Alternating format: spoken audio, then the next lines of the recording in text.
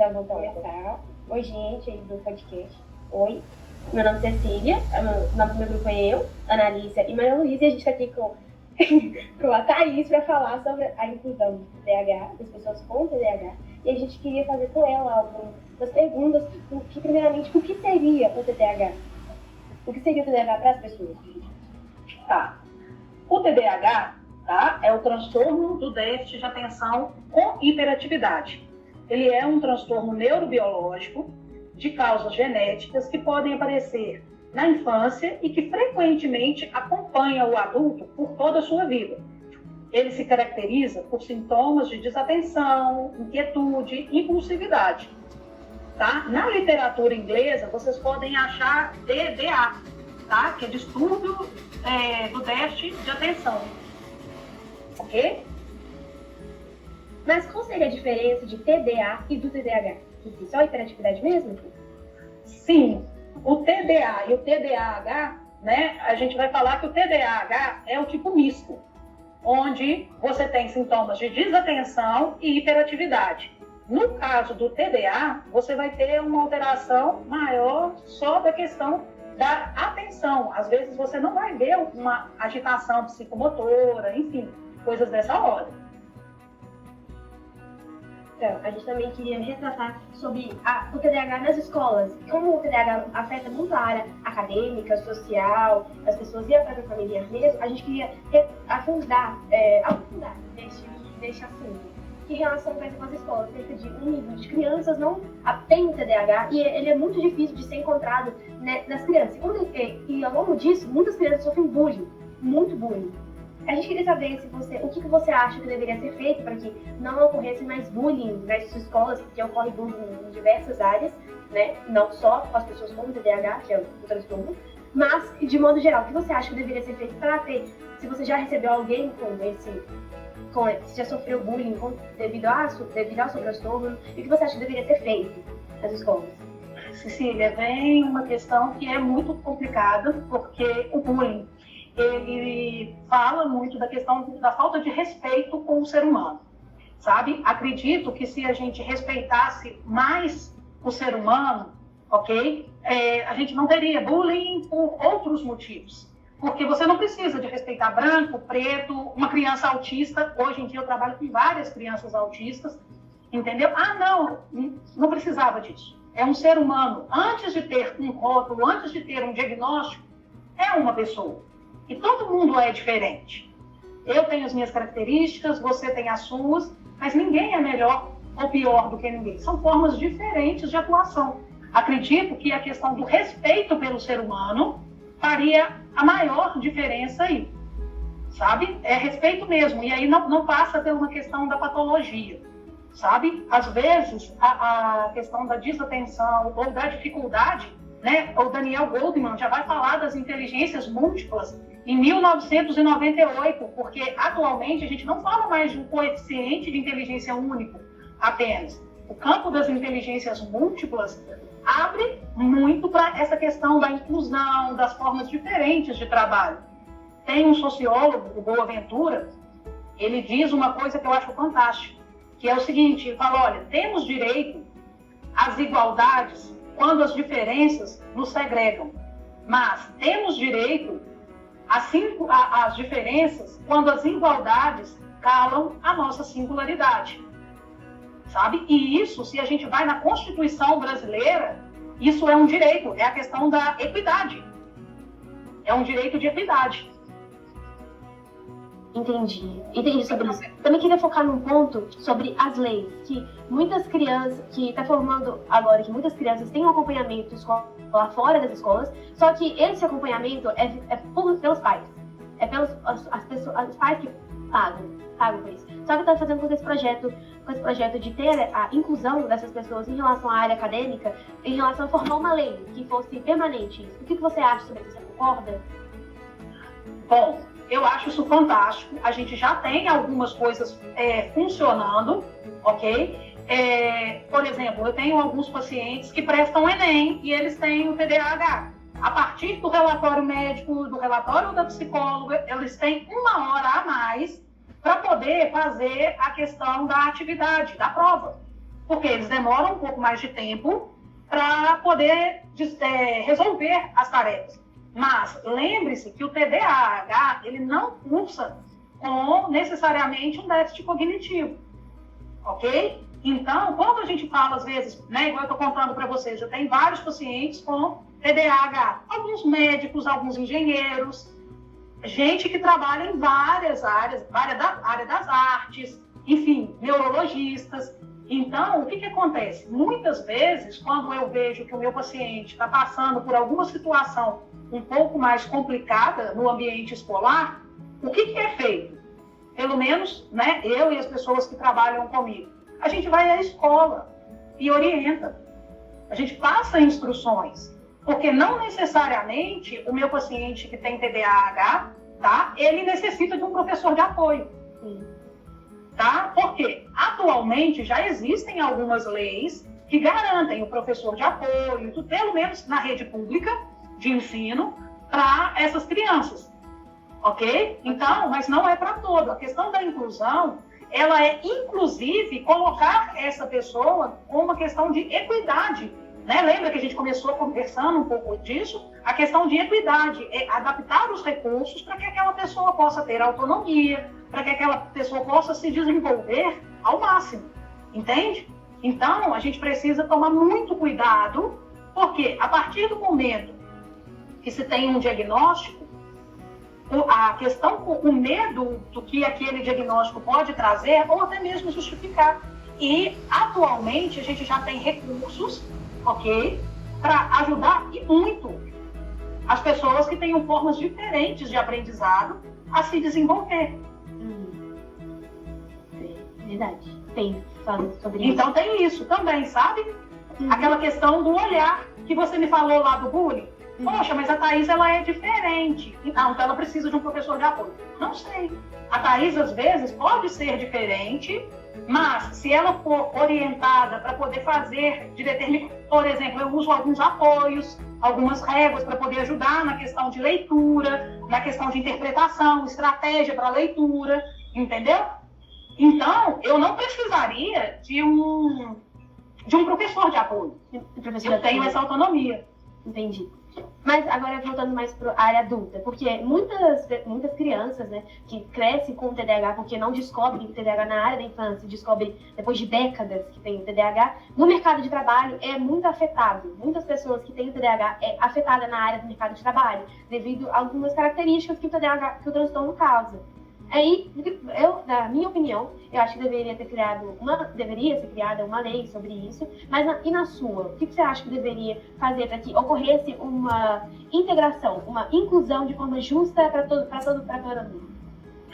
Ok, vamos lá. Igual eu estou te falando, a gente tem uma questão, ok, de tratamento e de acompanhamento, que melhora muito a sintomatologia, ok? Em casos mais sérios e que a questão do diagnóstico do TDA é feito só na vida adulta, ok? O tratamento é a melhor opção. Agora, tem uma outra questão também, Cecília, que é muito importante de pensar, que é o seguinte: todas as vezes que uma pessoa procura uma vaga de trabalho, a gente tem uma questão de perfil, ok? Por exemplo, eu sou psicólogo, eu escuto as pessoas, eu trabalho com isso. Em contrapartida, eu tenho outras profissões que as pessoas preferem trabalhar o quê? Na máquina. Porque não tem esse contato com as pessoas. Então, uma análise de perfil desse profissional, seja de que área for, a gente já tem uma lei de incentivo fiscal, e aí não estou falando só do TDA, né, mas de casos mais sérios, como, por exemplo, o caso do autismo, da deficiência intelectual, onde as empresas recebem um incentivo do governo federal para ter pessoas com alguma deficiência, seja ela intelectual ou física, dentro do seu quadro de funcionários. Como temos também já algo relacionado ao número de mulheres nos cargos de chefia. Entende? Então, quando você me fala assim, o TDAH, se ele não foi tratado, se ele não é acompanhado, se a pessoa não acompanha, e, por exemplo, uma pessoa que tem diabetes, ela consegue ter uma vida muito boa, desde que ela tenha o tratamento, ela faça o acompanhamento, ela conheça da situação que ela tem, ok? E se adapte a isso. Porque, Cecília, a gente tem que lembrar o seguinte, quem trabalha com reabilitação, quem trabalha na área de saúde mental, a primeira lei que a gente busca é de autonomia e de respeito pelos nossos pacientes. Eu tenho pacientes muito bons de serviço, pessoas muito inteligentes, entendeu? E que foram diagnosticados desde muito pequeno com TDAH. Pessoas que viram essa questão mais para frente e que se desenvolveram, apesar ou para além disso, eu prefiro para além disso, donos de grandes empresas em Belo Horizonte, pessoas que gerenciam, igual eu tô te falando. Pessoas com TDAH que fizeram várias faculdades ao mesmo tempo. É interessante. Entende? Então, a gente precisa de, quando você me fala de uma lei que propicia a inclusão, eu fico com um certo receio, entendeu? Disso limitar a potencialidade das pessoas que podem fazer. Sabe aquela coisa, tipo assim, por exemplo, um dos meus pacientes está prestando vestibular para medicina. Ele tem TDAH. Então, eu fiz o quê? O relatório pedindo para que ele tivesse 1 hora a mais de prova. Ok? Justo, para equitar, né? Pois é, só tem que hoje, né, eu posso te contar que ele é acadêmico da USP e ele não usou a 1 hora a mais para poder fazer a prova. Ele conseguiu fazer a prova no mesmo tempo que todo mundo. Mas como tinha essa possibilidade e ele estava muito ansioso e ele tinha o direito, ok, eu e o psiquiatra conversamos, a gente fez o laudo e mandou para o médico, ok? Mas hoje ele é acadêmico da USP por escolha, porque ele passou em outras universidades aqui, ok? E vem aquela questão do seguinte, ele falou comigo, Thaís, eu quero ser acadêmico de medicina da USP. Eu falei, menino, mas como assim? Acadêmico de medicina é muito difícil, de uma universidade federal. O ponto de corte é muito alto, né? Ele falou, não, eu quero escolher a universidade, eu quero a USP. Eu falei, ok, USP, vamos trabalhar na USP. Ele está no 4º período hoje. Nossa! Ele quer ser o quê? Ele quer ser, ele ainda não fez a questão, está na formação, né? Então generalista. Ainda não escolheu a especialidade. Mas eu tenho um oftalmologista, um neurologista e pelo menos uns 3 engenheiros. Nossa! Gente, nossa! Mas esse negócio essa parte de equitar, eu acho extremamente justo, na minha opinião. Tem que ter essa parte de equitar, porque é injusto se não tiver equitar. É injusto, muito injusto. Mas falando sobre eles possuem tratamento, porque algumas pessoas não podem, algumas pessoas não podem ter tratamento devido a algumas outras condições. Eles possuem tratamento, eles fazem? Bom, os meus pacientes, igual eu estou te contando, eles são acompanhados, né? Às vezes pela neurologia, às vezes pela psiquiatria, pela psicologia, ok? Sempre. E aí vem uma questão, Cecília, que é o seguinte, a cidade de Nova Lima, hoje em dia, conta com vários serviços. Mas eu trabalho em Belo Horizonte, eu trabalho em outros lugares também. Sei que o acesso, às vezes, não é tão fácil. Não é tão fácil. Mas essa era uma das perguntas. O acesso não é tão fácil, mas a gente tem uma questão que é o seguinte, atualmente, por exemplo, a UFMG tem um laboratório, tá, que faz avaliações, que faz orientação com pares, e é gratuito. Olha, aí até facilita, porque é muito caro, R$90. Teve uma carta que a SUS mandou uma carta que a SUS mandou falando que ele tem, que os municípios que escolhem se eles vão liberar os remédios próprios para TDAH, porque tem remédio terciário que funciona para TDAH, só que não tem o remédio próprio. Não é verdade? Isso é verdade. Por exemplo, eu estou falando com você de Ritalina porque é o que é mais usado, ok? Mas, por exemplo, tem o Vivance, que também é usado e ele é caríssimo. Entendeu? Então, a gente vai falar, são tipos de medicação diferentes, né? Você vai ver que nem sempre você vai conseguir no posto de saúde, ok? E tem as variações, tem, sei lá, eu acho que tem a Ritalina XR, porque ela fica um tempo maior no organismo. Enfim, quando você me fala de políticas públicas para que as pessoas tenham acesso, por exemplo, à medicação, ok, aí sim, aí eu acho perfeito. Entende? Tenho o receio de uma questão de limitação, mas a partir do momento que a pessoa tem um diagnóstico fechado, faz os acompanhamentos direitinho e tudo, muito bom. Sim, passa pelo princípio da equidade. Algumas pessoas conseguem, né, na farmácia de Minas, enfim, Nova Lima por um tempo teve algum programa, hoje em dia eu não sei se está ativo ou não, para a distribuição dessa medicação, entendeu? Mas, sim, é muito importante. Agora, lembrando o seguinte, a questão da medicação, ela tem a sua indicação e precisa do seu acompanhamento. Então, não adianta simplesmente medicar a criança. Ah, não, vamos medicar que resolve. Não, não resolve. Não resolve. Tem outras questões que vão aparecer. E aí vem o seguinte, se a medicação sobe muito e a criança não trabalha as outras questões que são necessárias, aí a gente vai ter um problema de saúde pública mesmo. Nos Estados Unidos, eles já têm algumas pesquisas falando da questão do uso da medicação e o efeito disso a médio e longo prazo. Sim. Porque lá eles começaram a medicação um pouco mais cedo. Lembrando que o TDAH é crônico, né? Não é... É uma condição que pode acompanhar, né? Como eu falei na definição, que pode acompanhar o indivíduo até a vida adulta. O TDAH, a pessoa pode parar de ter como medicamento? Olha, ele não para de ter. Ele vai ter da mesma forma que eu te falei de estratégias compensatórias, ok? Tipo, a gente dividir o tempo que a pessoa está fazendo uma atividade, você monta organizado, né? Olha, tanto tempo para isso, tanto tempo para aquilo. Uma pessoa que tem TDAH, você não vai colocar ela para estudar numa mesa cheia de estímulo ou num lugar cheio de estímulo. Você prepara o lugar e tudo. Porque até aonde eu consigo acompanhar, ok? De leitura e tudo, a Ritalina, ela tem uma que a gente chama de janela terapêutica. Sim. Ela fica no organismo por mais ou menos, a mais simples, tá? 4 horas e meia. Então, é o tempo da criança ali, é o tempo que está na escola, para ajudar. Por quê?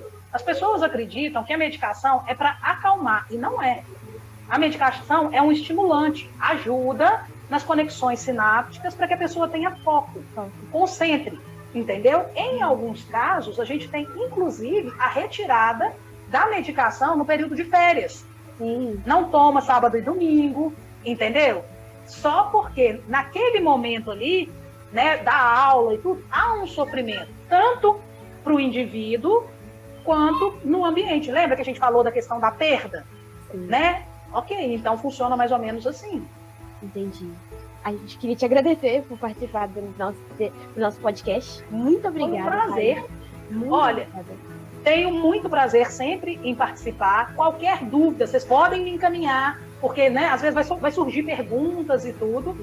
Atualmente, em Nova Lima, eu estou lá na Cuidar, então pode entrar na página da Cuidar, tanto no Instagram, no Facebook. Olha, quero mandar uma pergunta para Thaís, para psicóloga, não sei o que e tal. Sem problema nenhum, a gente vai respondendo. Combinado? Combinado. Um abraço, meninas. Tudo de bom para vocês. Você também. Agradece. Obrigada. Nada. Tchau, tchau.